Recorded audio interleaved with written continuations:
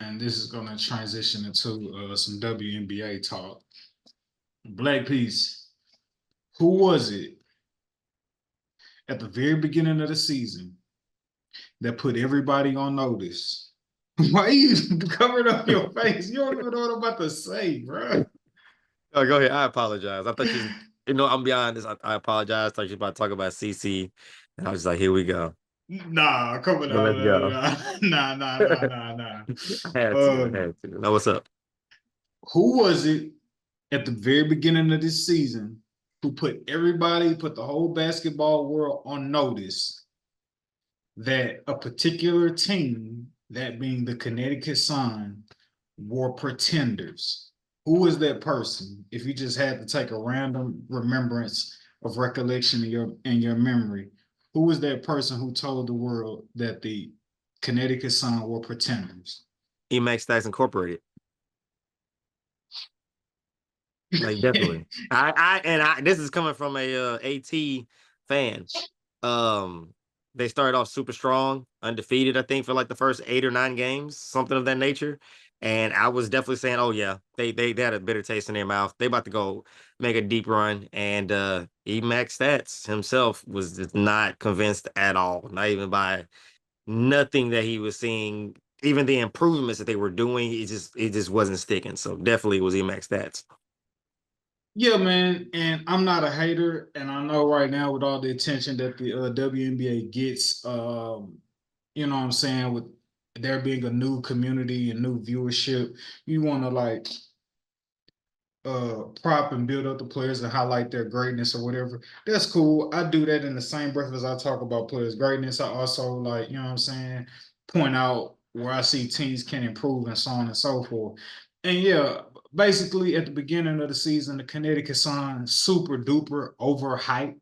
Um, and the reason I found flaw in them is because their record early on to start out the season was a result of them playing teams that were below 500, teams obviously really not that good. They had a heavy dose starting off their season of playing the Indiana Fever with Caitlin Clark.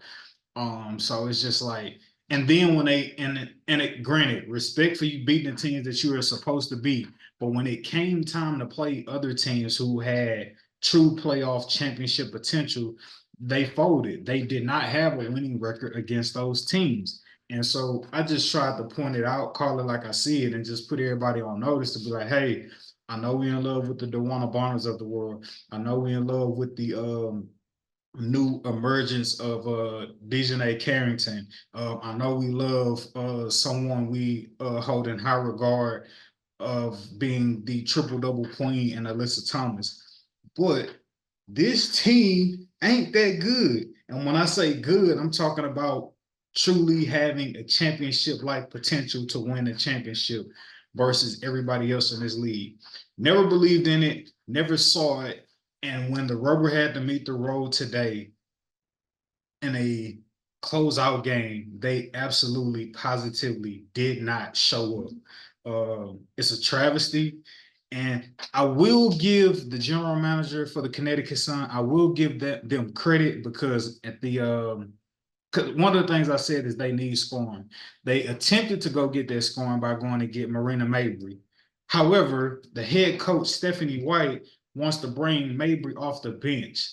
Y'all need scoring so bad you can't afford to bring Mabrey off the bench. Okay, like you just can't. And so bringing her off the bench, I believe, was a grave disservice to the team. I think they put too much pressure on a 37, 35-year-old DeWanna Bonner.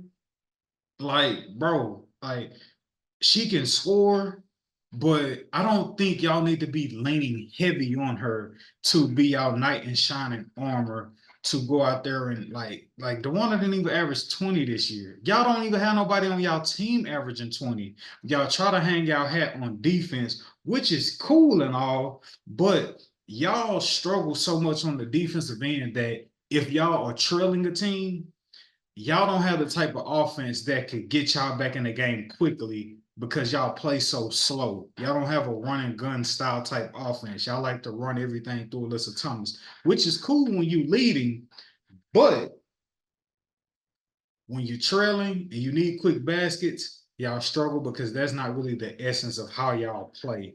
Um, and Alyssa Thomas tonight, I think you hurt and broke everybody's heart with how you play in a closeout game and the potential to go to an NBA final, NBA, WNBA finals.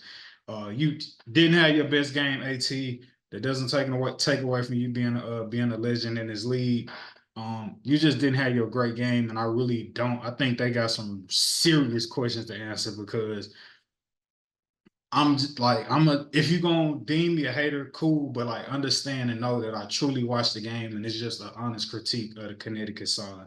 They need scoring bad. And while they did get Mabry, she does not need to be coming off the bench. Like y'all scoring isn't that good. She needs to be in the game. And you want to really know who would be a great added piece if maybe y'all didn't get Mabry? Kennedy Carter. Y'all need a dog for an offensive scorer.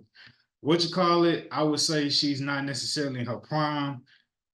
I would even argue AT not in her prime because as great as AT is, bro, that team needs somebody who could average 20 at minimum 20 points for them.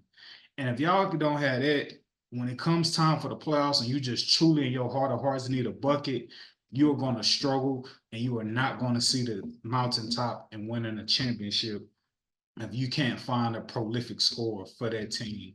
The defense is cute, but at the end of the day, you're going to have to find somebody who can put the ball in the basket. Obviously, the Liberty got that. Obviously, the Lynx got that.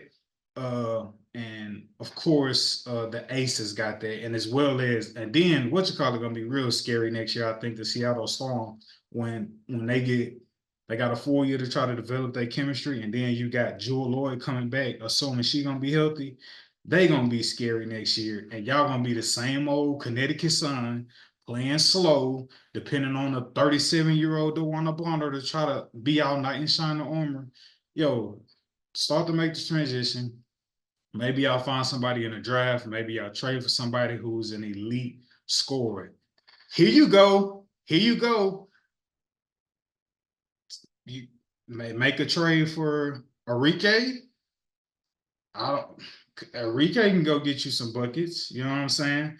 I mean, you got to worry about the Dallas Wings too next year. They're gonna be fully healthy. Natasha Howard coming back healthy. Sabely coming back healthy.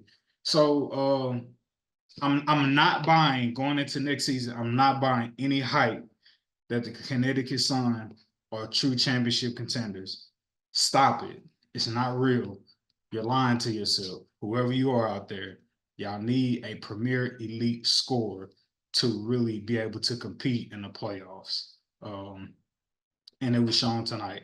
That is all.